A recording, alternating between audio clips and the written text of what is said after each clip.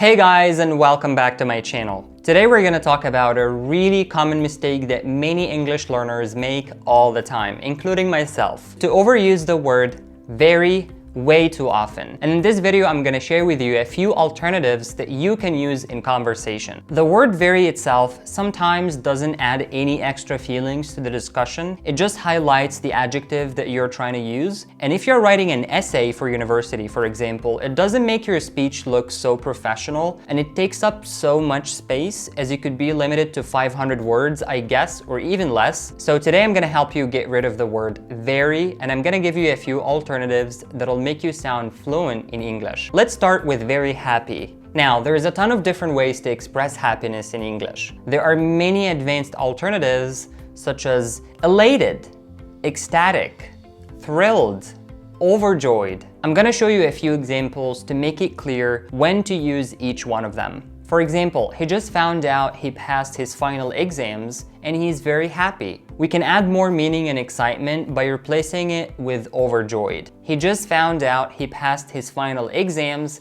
and he's overjoyed. We can also say he's thrilled or he's elated to magnify the fact that he's super happy. Maybe he struggled through his exams and now that he passed, he's elated, he's super happy. And number two, very cold. Instead of saying I'm wearing a lot of layers today because it's very cold outside, we can say I'm wearing a lot of layers today because it's freezing outside. Do you notice the difference between these two words? The word freezing gives the listener the impression that it's really cold outside. And by the way guys, when someone says they are wearing a lot of layers, this means they are wearing a t-shirt, a sweater, and maybe another sweater, and maybe a jacket. So a lot of layers means a lot of clothes. And be careful when you pronounce the word clothes. A lot of people mispronounce it and they say clothes or closes, but it's wrong and the correct pronunciation is clothes. And the next one, very sad. There are many better and more meaningful ways to say that you're very sad. You can be sad for a lot of different reasons, and you can be sad in a lot of different ways. So if you start expanding your vocabulary, you need to be well aware of the different meanings between heartbroken, disappointed, and depressed. His girlfriend just left him after 2 years together. He's heartbroken. When love or relationships are involved in sadness, heartbroken is the perfect adjective to use to express your feelings. If you had expectations or you wish that something good had happened, but it didn't, you can say that you're disappointed. He didn't get the job, he's so disappointed. If you expected a promotion at work, but instead you got fired, you can say that you're disappointed as well. So disappointment always happens when we have high expectations and something bad happens instead. And you can also be devastated. And let's get an example with this one. Her husband died during the honeymoon.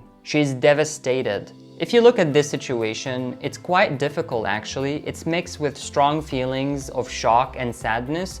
So the word devastated shows that she is really sad and shocked. But if the person is so sad for quite a long time, you can say that he or she is depressed. The word depressed is a buzzword on the internet nowadays, unfortunately, and I think it's just overused sometimes. Depression is a serious illness and it needs medical help. It's usually used to describe someone who's been sad for quite a while, for weeks or months or even years. So sadness and depression are totally two different things. And next on the list, very well.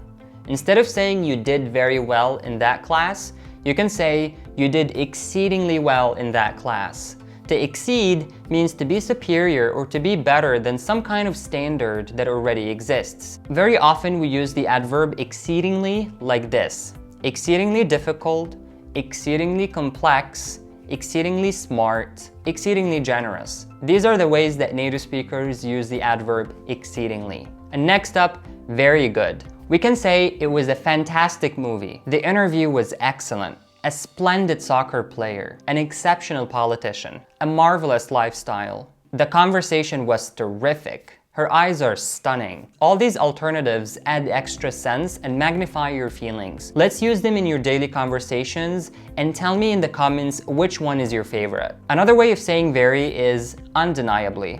Instead of saying he's very talented, we can say he's undeniably talented, or he's undeniably qualified for the job. She's undeniably beautiful. And the word undeniable comes from the verb to deny. And if you deny something, you say that it's not true. So you can say it was an undeniably incredible movie. It was an undeniably amazing song. And next up, very bad. It has countless different alternatives such as awful, terrible, horrible, dreadful, atrocious. And if you want to exaggerate and add more meaning, you can make this stressed syllable a little longer than usual and a little bit slower. Horrible, terrible, awful, dreadful, atrocious. You can do that with all adjectives, whether positive or negative, to add more meaning and add extra sense to the sentence. You need to be careful about how to use these negative adjectives because they carry strong meanings, it can't hurt people, and you don't want that. And number 8, very big. If you catch yourself talking about something that's very big, then you can replace this kind of adjective with a more sophisticated one, such as massive, gigantic, monstrous, enormous. The gate that we went through is gigantic. Some of the ships at the port are monstrous. Another way to avoid using the word very is by saying utterly.